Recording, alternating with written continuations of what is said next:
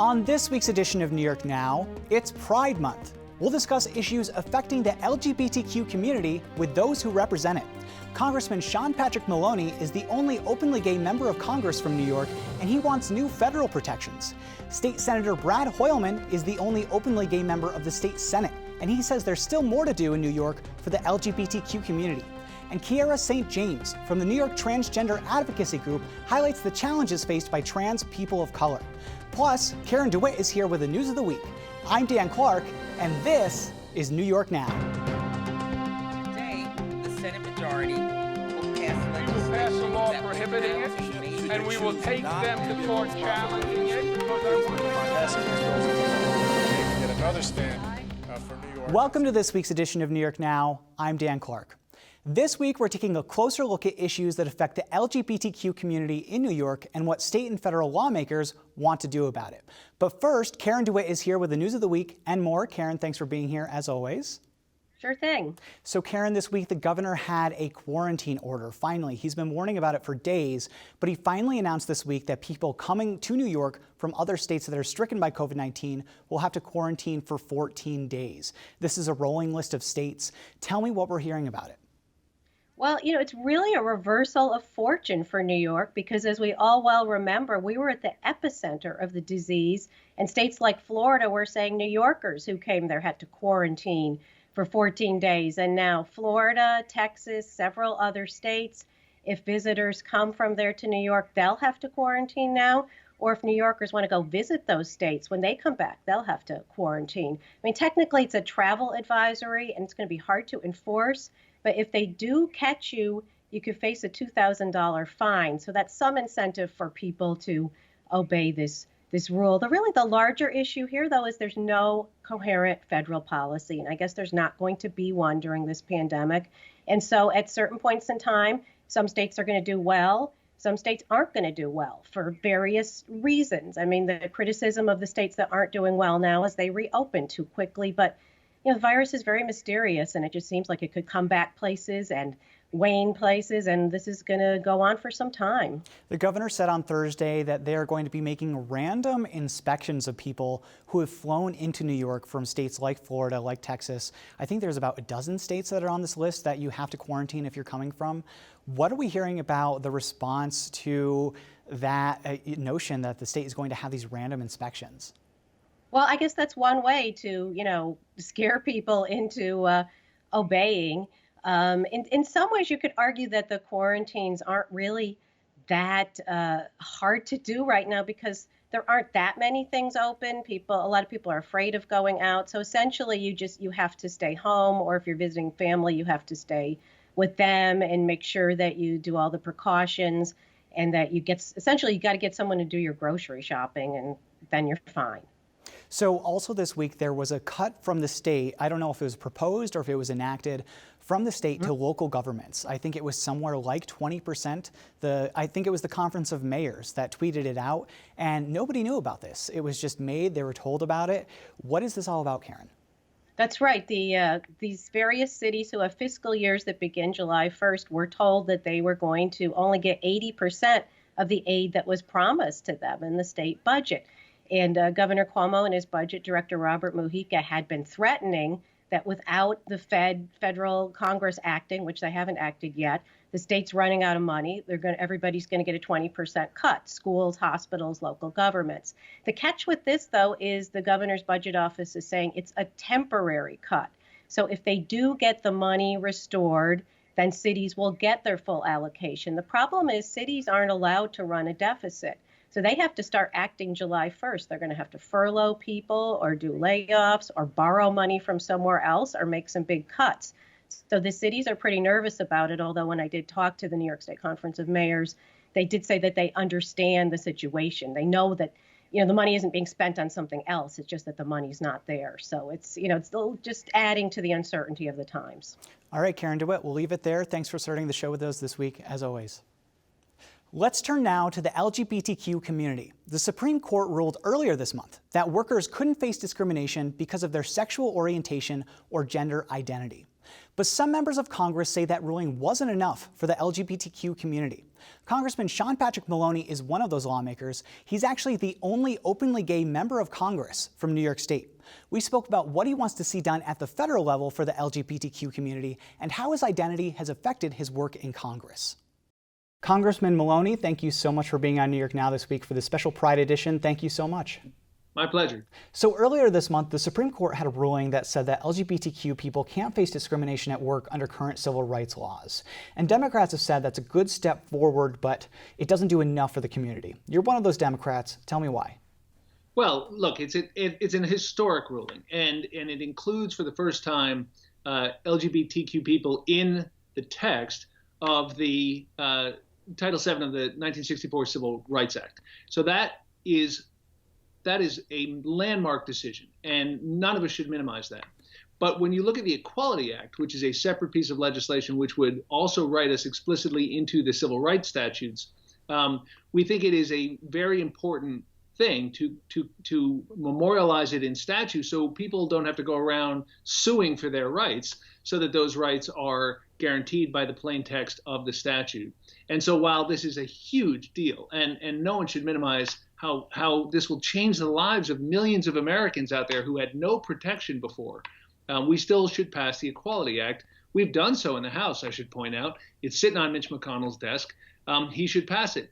And by the way, even Brett Kavanaugh, in dissent, who opposed our inclusion in the Civil Rights Act in this decision, even he says the legislature should do it, and he expressed his support for LGBT equality. That's Mitch McConnell's boy, if you remember. So McConnell ought to listen to his own Supreme Court pick, Brett Kavanaugh, and pass it out of the Senate because it's sitting on his desk.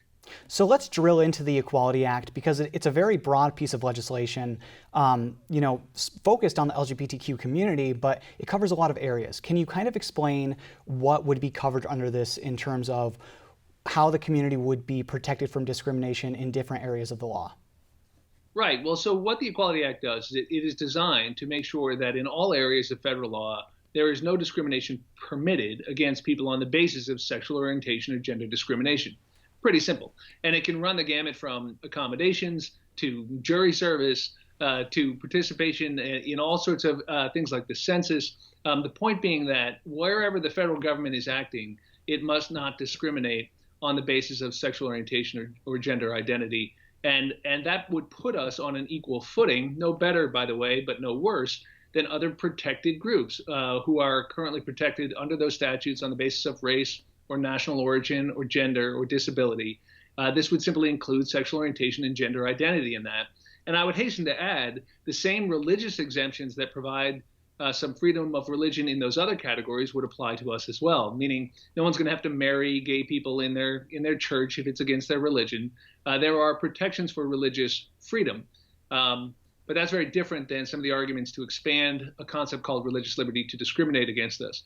So it would just put us on an equal footing under federal law, but in a sweeping fashion.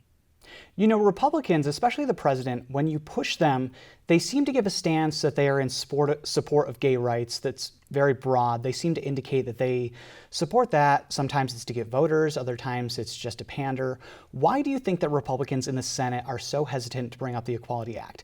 Is it political, or is it, just something of their beliefs? Well, you'll have to ask them. I think that they're running out of excuses pretty quickly. I mean, again, Brett Kavanaugh in dissent said the legislature should do this, and he praised LGBT people for all the progress we've made. In other words, no one's willing to own their hate anymore. And so they dress it up in different ways. And there's a long history of this in America. I mean, nobody admitted to being a racist during the Jim Crow laws of the South. They said it was their faith. They said it was ordained by the Bible.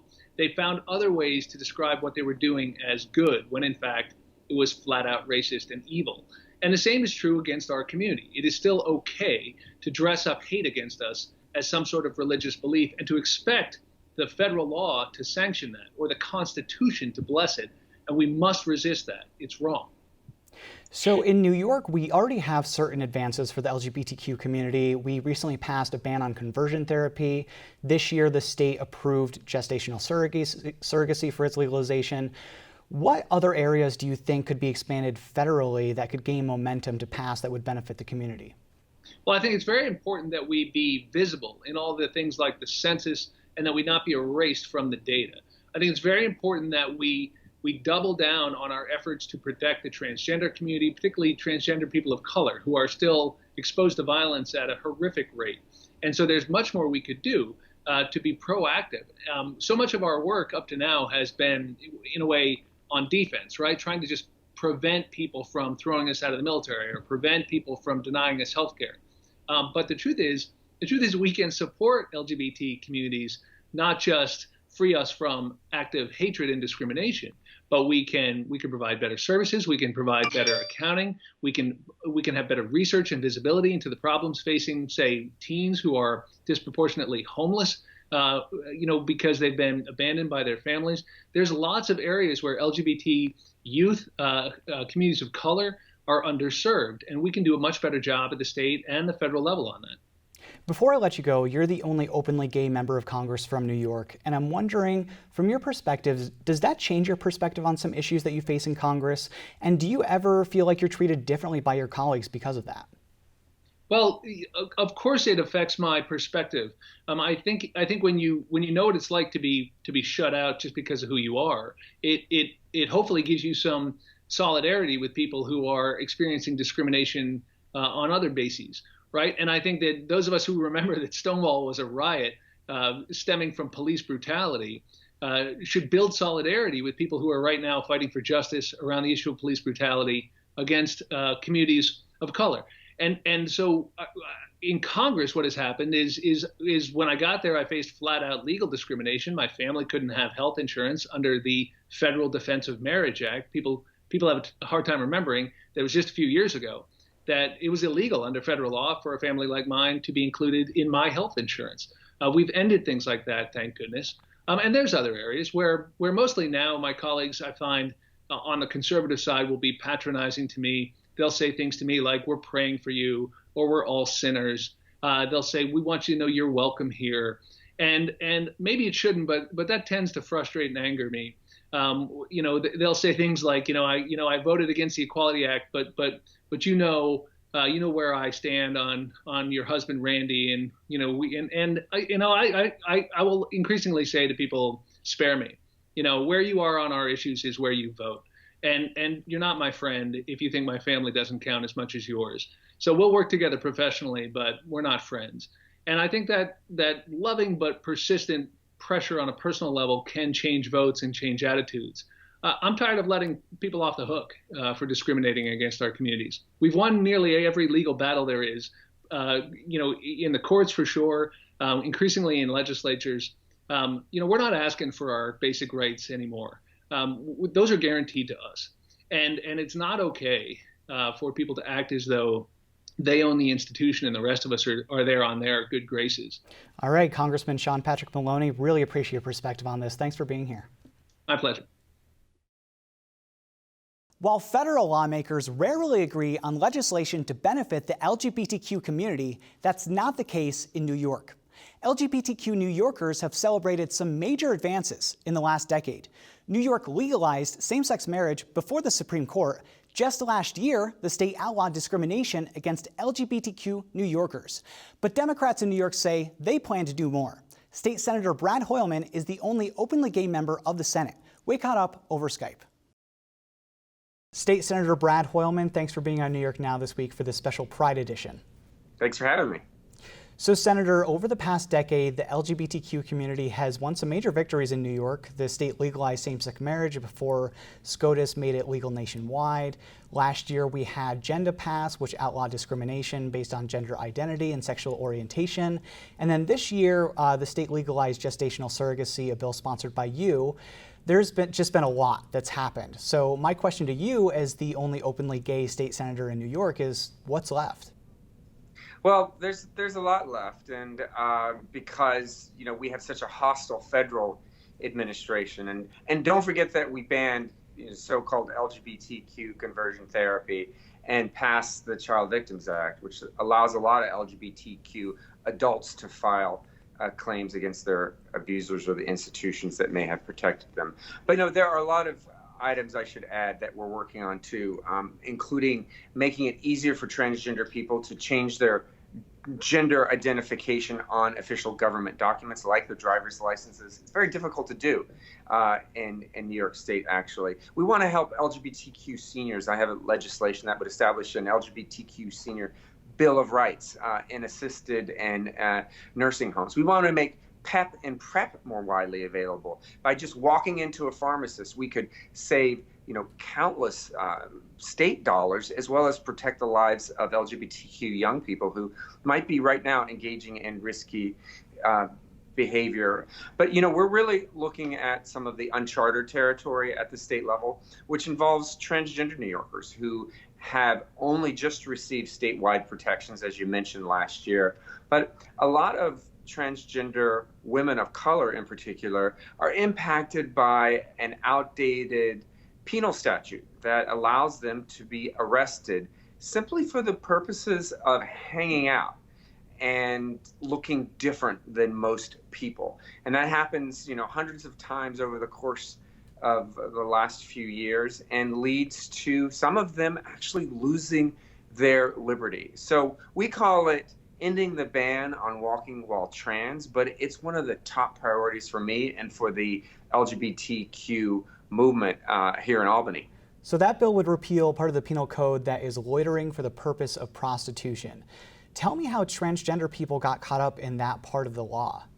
The truth is that they're essentially profiled by law enforcement in many instances and picked up just for looking differently. And the penal statute is so vague. I'd argue that it's unconstitutionally vague. I'm surprised it hasn't been thrown out by a court.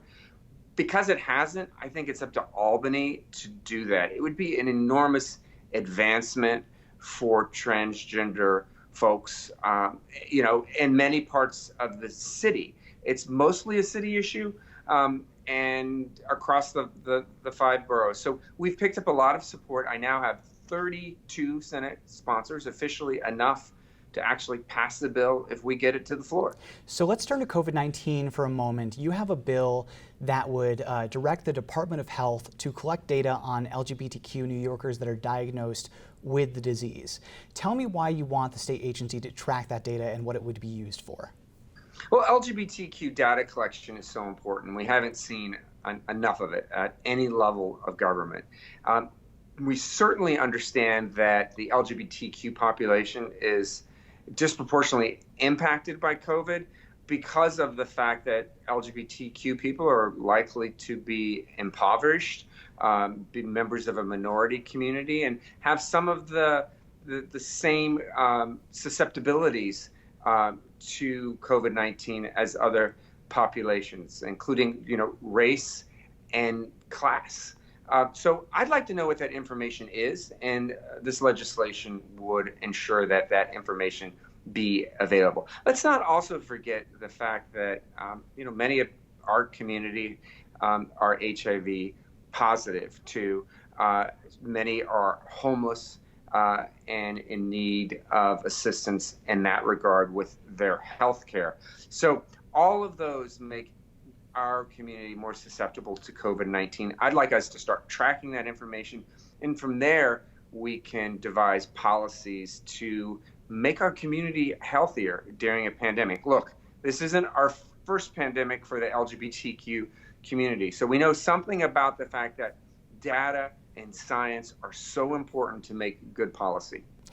So there's also this issue with the uptick in cases where less people are going to Red Cross blood drives. So we have this blood shortage nationally, especially here in New York. And I know that you're a supporter of lifting the federal ban on gay and bisexual men donating blood. There is currently a 3-month window where you could donate blood if you haven't engaged in sexual activity, but you're saying that that's not enough. But that's a federal decision. What can we do on the state level that would help push that, I guess, to repeal the ban? Well, I hope every concerned New Yorker who is worried about our blood supply, goes on the FDA website and submits comments arguing that the ban on gay men donating blood should be lifted altogether. It has been limited to 3 months of celibacy. I mean, it's outrageous if you think about it, that you can't love someone for 3 months in a way that expresses your identity because of some outdated, archaic notion that really gay men, I guess, they believe are diseased. Look, the truth is that a lot of straight people carry pathogens like HIV, AIDS. We shouldn't be held to a different standard, and we should be able to do our civic duty, especially during a pandemic, and contribute blood. It makes me feel like a second-class citizen. I find it outrageous. It needs to be overturned. It's not based on science. All right, State Senator Brad Hoylman, the only openly gay senator in the state Senate. Thank you so much for offering your perspective this week on New York Now. Thanks for having me. Happy Pride to everyone. Transgender New Yorkers face unique challenges every day that cisgender people will never experience. And it's often worse if you're a trans person of color. That community has largely been left behind by lawmakers in Albany and the state's justice system overall. And that's something that a lot of people don't talk about and don't think about because they don't have experience with the trans community. I wanted to share their story as part of our Pride episode, so I spoke with Kiera St. James, who leads the New York Transgender Advocacy Group. Kiera, thanks so much for being on New York Now this week. I really appreciate having your perspective. Thank you for having me. I really appreciate being able to talk on some very important issues. So the trans community faces more challenges than I think anybody else in the LGBTQ community, and especially if you're a person of color, the challenges that you face as a trans person are just incomparable to what other people face. Tell me about the challenges that your community faces every day, because I feel like it's just something that people are not familiar with. We just recently had a major national celebration, SCOTUS decision, right? And what that spoke to is it's illegal to fire LGBTQIA employees. And I think that, yes, victory. But when you look at Black and brown trans folk, TGNC folks, unfortunately, a lot of us do not have jobs. Oftentimes, it's primarily outreach work, which is very important to our community, but there's no real jobs, like real opportunities to be employed. And also the fact that across this nation, even still in New York State, you can be profiled and detained simply for being trans. Right. And if you're Black and brown, it adds to it. And that is another layer of trauma, is another introduction into the school to prison pipelines, and so those are like very nuanced experiences for Black and brown TGNC New Yorkers. I feel like the transgender community has almost been left behind in Albany in terms of legislation that's come out of the state capitol. We've seen a lot of bills over the past decade that deal with LGBTQ people overall, but the trans community hasn't had a lot of bills that focus on them specifically. So your group advocates for legislation at the state level for changes that could benefit the trans community. Can you walk me through some of the bills that you have had your eye on? Yeah, absolutely. So Walking While Trans Van is something that's very critical right now, making sure that folks are not just being detained and profiled simply because of perceived gender, right? And that is very critical. I know so many Black and brown trans folks who have reached out to me and that I know personally that have been detained simply for being trans. All these things are connected. We talk about defunding the police, like money going into sending out social workers instead and things of that nature. And that's why it's really important for us to continue having these conversations. There's this bill that your group supports that I found really interesting. I read about it before our interview. Judges in New York have been known to sometimes deny custody to parents that are going through gender-affirming surgery. And that brought up this kind of overarching theme for me of maybe a disconnect between the state's justice system and the transgender community.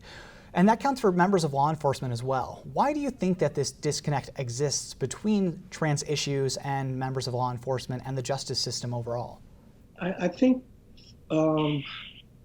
systems that we're dealing with are just comfortable compartmentalizing and criminalizing certain communities, whether based on gender and our race. Right, and the law enforcement and the judicial system is no different.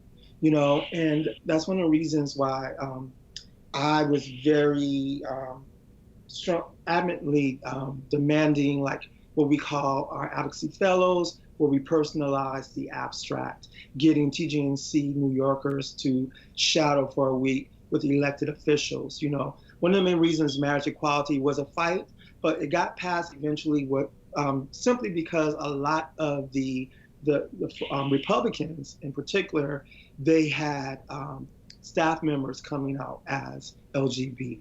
They had family members, right? So it personalized that issue to them. And so we all need to make sure that we're creating similar programs where we're connecting TGNC New Yorkers to law enforcement, to our legislators, you know, City Hall. That's how we start to impact change on the ground. All right, Kira, thank you so much for your perspective. I really appreciate it. Thanks for being on New York Now this week. We'll leave it there for this week. Thanks for watching this week's New York Now. Have a great week and be well.